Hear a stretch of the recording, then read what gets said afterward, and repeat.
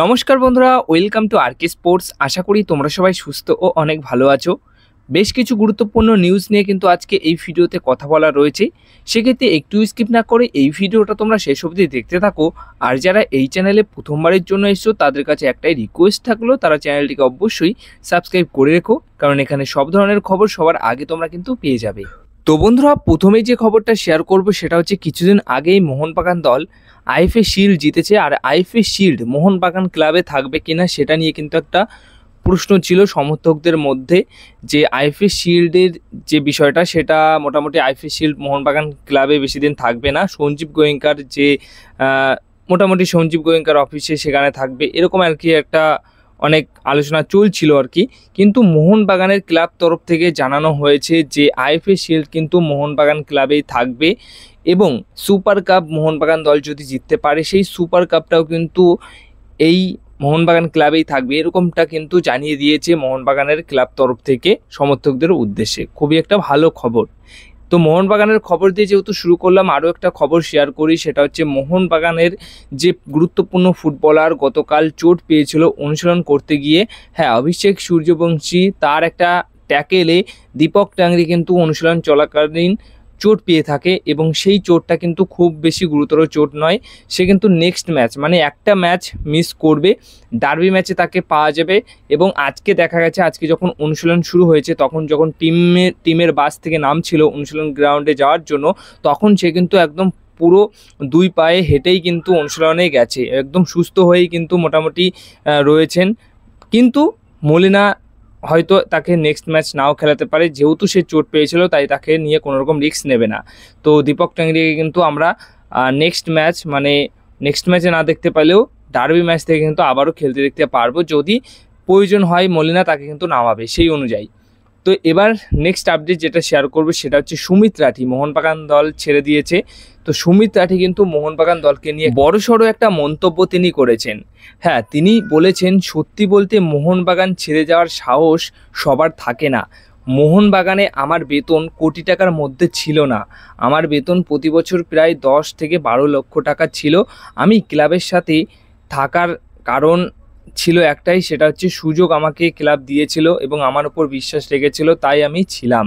এরকম একটা কথা বলেন। অর্থাৎ মোহনবাগান ক্লাবে মানে সে যে কোনো প্লেয়ারই কিন্তু মোহনবাগান ক্লাবে থাকতে চায় সব সময়ের জন্য এবং ভালো খেলতেও চায়। হয়তো সুমিত রাঠি সেরকম একটা সুযোগ পায়নি, কিন্তু মোহনবাগান দল তার উপর বিশ্বাস রেখেছিল যে সুমিত রাঠিকে যখন প্রয়োজন হবে তখন তাকে ইউজ করানো হবে বা খেলানো হবে, এরকম বিশ্বাস ছিল বলেই মোহনবাগানে সুমিত রাঠি ছিল, আর মোহনবাগান দলও তাকে রেখে দিয়েছিল। কিন্তু একটা সময়ের পর গিয়ে সুমিত রাঠি সিদ্ধান্ত নেয় যে মোহনবাগান দল ছেড়ে সে অন্য কোনো দলে সই করবে, আর সেটাই সে করেছে। কিন্তু মোহনবাগান দলকে নিয়ে কিন্তু এরকমই একটা মন্তব্য করেছেন। তো এই হচ্ছে সুমিত রাঠির একটা বিষয়। এবার যে আপডেটটা শেয়ার করব সেটা হচ্ছে ব্রাইট এনোবাকারে একটা সময় মানে ইস্টবেঙ্গল এফসি দলের হয়ে জানুয়ারি ট্রান্সফার উইন্ডোতে খেলে গেছিলো সই করে।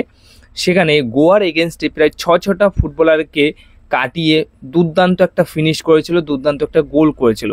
তো সেই ব্রাইট এনোবাকারে আবার কিন্তু কলকাতার এক প্রধান ক্লাব ডায়মন্ড হারবার এফসি দলের হয়ে এই বছর সই করেছে। সে তার প্রথম ম্যাচ খেলেছে, যেখানে প্রথম ম্যাচেই সে কিন্তু গোল করেছে, এবং সেই ঝলমলে ব্রাইট এনোবাকারেকে কিন্তু আমরা দেখেছি।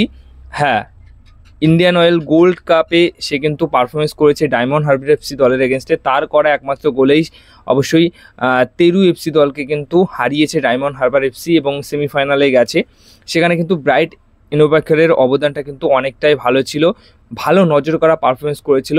তো সেই ব্রাইট এনোবাকারে মোটামুটি ভালো প্লেয়ার নয়, তাই ছেড়ে দিয়েছিল। তারপর আর ইস্টবেঙ্গল এফসি দল কিন্তু মোটামুটি তার সাথে কোনো যোগাযোগই করেনি বা নিয়ে আসার কোনো চিন্তাভাবনাই করেনি। কিন্তু সেই ফুটবলারটি আবার কলকাতার মাটিতে এসে আবার কিন্তু সেই ঝলমলে টাইপের একটা পারফরমেন্স কিন্তু তুলে ধরছে। তো সেখানে মানে ইস্টবেঙ্গল এফসি দলের উদ্দেশ্যে আমার এটাই বলা, ব্রাইট এনোবাকারে কি হিরোসির থেকে মানে বেটার ফুটবলার নয়? কারণ জাপানিজ ফুটবলারটির খেলাও কিন্তু ইস্টবেঙ্গল এফসি দলের সমর্থকরা দেখছে কেমন কি পারফরমেন্স করছে, এখনও সেইভাবে মেলে ধরতে পারেনি।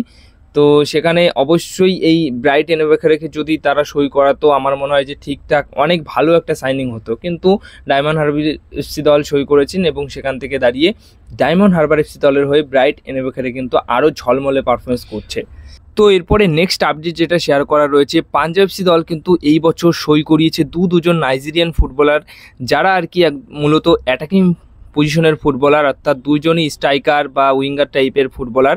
তো যে দুজন ফুটবলারকে সই করিয়েছে, মোটামুটি এই দুই নাইজেরিয়ান এবার কিন্তু ইন্ডিয়ান ফুটবলে পাঞ্জাব এফসি দলের হয়ে আইএসএল তথা আরও অন্যান্য টুর্নামেন্টে কিন্তু তাদের এই যুগলবন্দি কিন্তু কাঁপাবে, এটুকু তোমাদেরকে বলতে পারি। দুজনই কিন্তু সেরা ওয়ার্ল্ড ক্লাস ফুটবলারকে সই করিয়েছে পাঞ্জাব এফসি দল। আর পাঞ্জাব এফসি দল গত কয়েক বছরে মোটামুটি ভালো সাফল্যে দোরগোড়ায় চলে এসছে, মানে একদম অন্যরকম একটা শক্তিশালী দল হিসেবে পরিচিতি পেয়েছে।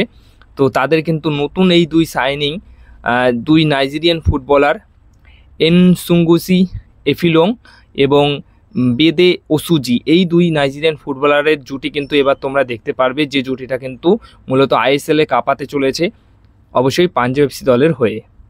নেক্সট আপডেট যেটা শেয়ার করতে চলেছি সেটা হচ্ছে মোটামুটি এই যে ব্রাইট এনএফএকে ছেড়ে দিয়ে এখন ব্রাইট ভালো খেলছে, তেমনই কিন্তু কেরালা ব্লাস্টার এফসি দলেরও একটা বিষয় বলতে চাই, সেটা হচ্ছে কোয়েমা পেপ্রে, যাকে কেরালা ব্লাস্টার এফসি দল ছেড়ে দিয়েছে।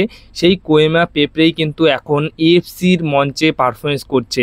প্রথম তার যে নতুন দল, সেই নতুন দলের হয়ে প্রথম ডেবিউ ম্যাচেই সে কিন্তু এএফসির মতো বড় টুর্নামেন্টে খেলছে, এএফসির চ্যালেঞ্জ লিগে খেলছে, এবং সেখানে কিন্তু সে অলরেডি একটা ম্যাচে 2টো গোল করে ফেলেছে। প্রথম এএফসি চ্যালেঞ্জ লিগের ম্যাচ এবং তার প্রথম ম্যাচ সেই দলের হয়ে, সেখানেই কিন্তু একটা ম্যাচে 2টো গোল করে ফেলেছে এবং সেই ম্যাচটা কিন্তু তারা জিতেছে 3-0 গোলে।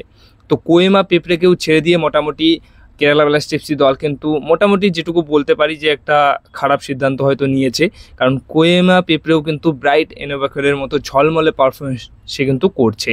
তো এই ছিল কিছু গুরুত্বপূর্ণ আপডেটস। যদি ভিডিও ভালো লেগে থাকে অবশ্যই ভিডিওতে লাইক করো, ভিডিওটাকে শেয়ার করো এবং এই চ্যানেলটিকে সাবস্ক্রাইব করে রেখো।